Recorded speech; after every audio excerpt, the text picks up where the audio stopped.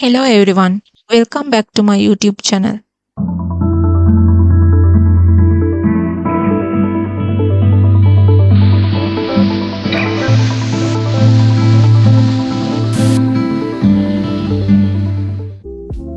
මේ වීඩියෝ එකෙන් අපි බලමු කොහොමද ලේසියෙන්ම drop down list එකක් හදාගන්නේ කියලා. මුලින්ම ඔයා කරන්න ඕනේ ඔයාට drop down list එක ලබා ගන්න අවශ්‍ය cell එක select කරන්න ඕනේ. ඊට පස්සේ ඔයාට මෙන්න මෙතන පේන්න තියෙනවා data කියලා tab එකක්. මේ tab එක click කරන්න. ඊට පස්සේ ඔයාට මෙන්න මෙතන පේන්න තියෙනවා data validation කියලා option එකක්. එතන තියෙන arrow එක click කරාම ඔයාට තව option තුනක් හම්බ වෙනවා. එතනිනුත් ඔයා තෝරන්න ඕනේ data validation කියන එක.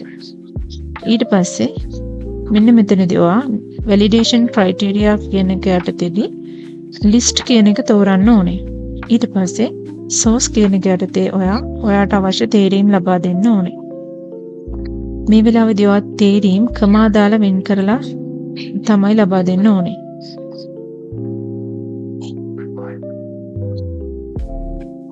ඊට පස්සේ okay කරන්න.